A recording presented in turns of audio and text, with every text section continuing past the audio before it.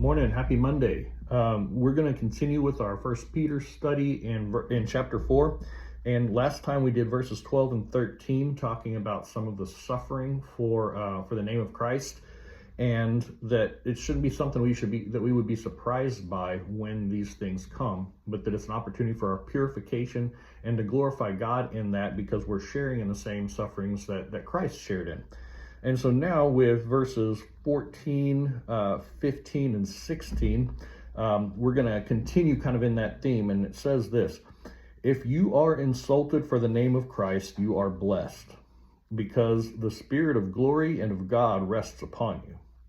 But let none of you suffer as a murderer, a thief, or an evildoer, or a meddler.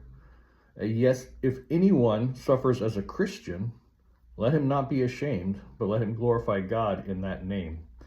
And so this section of the passage is interesting for a couple of reasons. First of all, when Peter starts off, he says, if you're insulted for the name of Christ, you're blessed because of the Spirit of glory and of God rests upon you.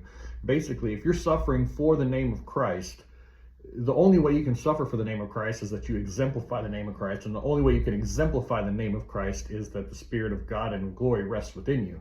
And if the Spirit of God and glory rests within you, then nobody can harm you. So don't worry about being insulted for that, because there's a greater victory and a greater power inside of you than anything anybody can bring against you.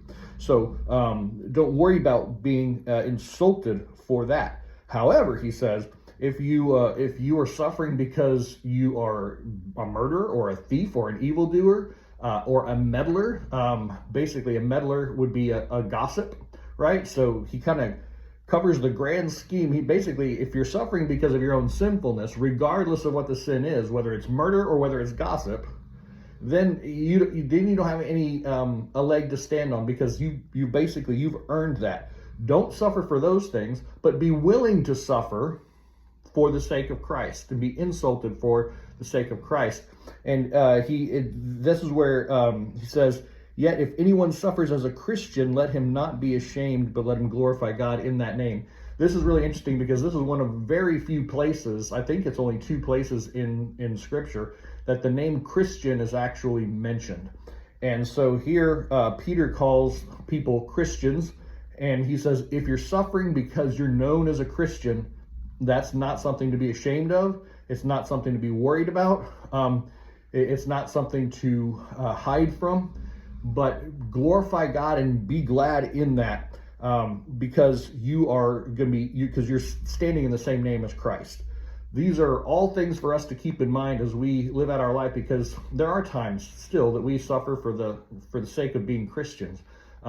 Usually, sometimes people might look down on you or make fun of you or say bad things about you just for the name Christian. Around here, it's not as common, but certainly for upholding certain biblical doctrines, people might do that because they go against what society and culture has to say.